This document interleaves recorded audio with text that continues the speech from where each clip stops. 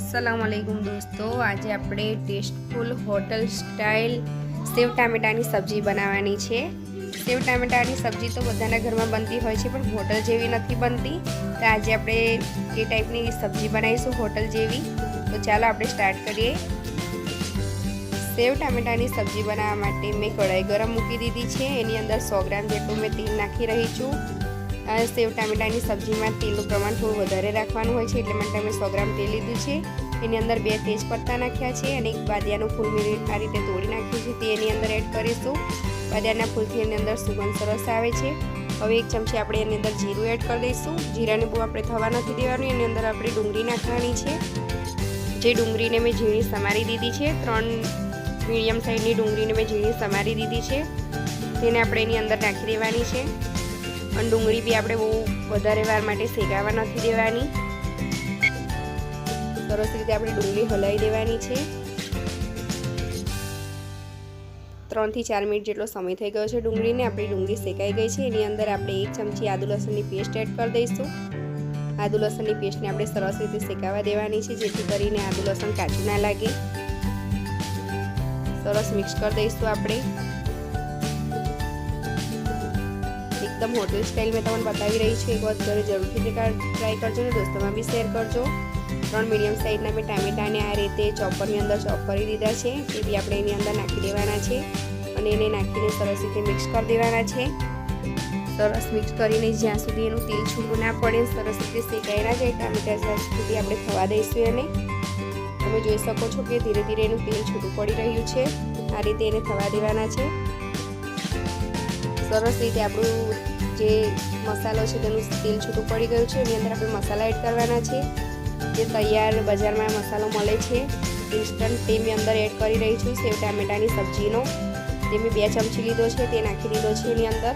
એની અંદર મીઠાનું પ્રમાણ બી હોય છે, એટલે મીઠું આપણે હમણાં એડ નથી કરવાની એની અંદર। અડધી ચમચી મેં મરચું બી એડ કરું છું। તમારે જે પ્રમાણે તીખું જોઈએ એ પ્રમાણે તમારે અંદર મરચું એડ કરવાનું છે। અડધી ચમચી આપણે હળદર નાખી દઈશું। સરસ રીતે આપણે મસાલો શેકાઈ જવા દેવાનો છે, એને સરસ મિક્સ કરી દઈશું આપણે। એની અંદર થોડું પાણી નાખીને આપણે મસાલો શેકી લેવાનો છે, જેથી કરીને મરચું અને મસાલો કાચું ના લાગે। ખૂબ જ સહેલી રીત છે, એક વખત ઘરે જરૂરથી ટ્રાય કરજો અને દોસ્તોમાં શેર કરવાનું ભૂલશો નહીં। હોટલ સ્ટાઇલ બિલકુલ મેં તમને બતાવી રહી છું, બિલકુલ જ સહેલી રીત છે। ઘરે બી જે રીતે હોટલમાં ટેસ્ટ હોય છે એ રીતથી તમે બનાવી શકો છો ઘરે બી। સરસ રીતે આપણો મસાલો શેકાઈ ગયો છે। એની અંદર આપણે પાણી એડ કરવાનું છે। મેં 1.5 ગ્લાસ જેટલું અંદર પાણી એડ કરી રહી છું।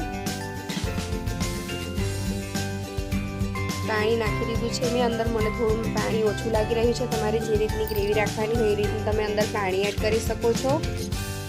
તો મેં આની અંદર બીજું 1/2 ગ્લાસ પાણી એડ કરી રહી છું। બીજું 1/2 ગ્લાસનું પાણી એડ કરી દીધું છે, અને આપણે સરસ રીતે થવા દેવાનું છે 2 મિનિટ માટે।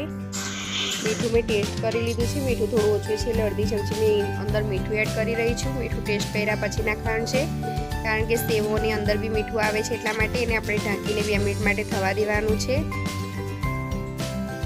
આપણે 2 મિનિટ જેટલો સમય થઈ ગયો છે। એની અંદર આપણે કેપ્સિકમ નાખવાનું છે। કેપ્સિકમને મેં ઝીણું સમારી દીધું છે।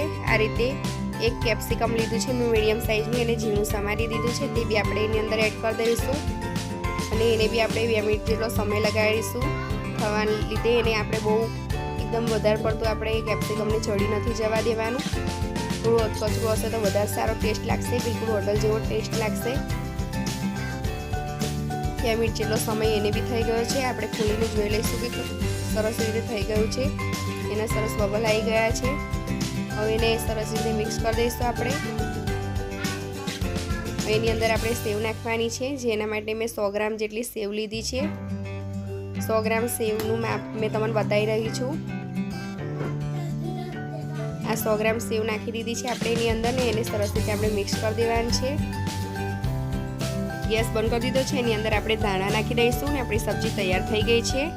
જોઈ શકો છો તમે કે ખૂબ જ સરસ લાગી રહી છે આપણી સબ્જી, જેને જોતા જ મોઢામાં પાણી છૂટી જાય છે, એટલી સરસ લાગી રહી છે આપણી સબ્જી, ખૂબ જ સરસ, માશાઅલ્લાહ।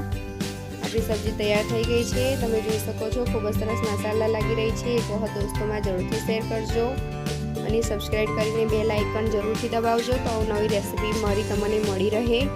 બીજી નવી રેસીપી સાથે ફરી મળીશું। અલ્લાહ હાફિઝ।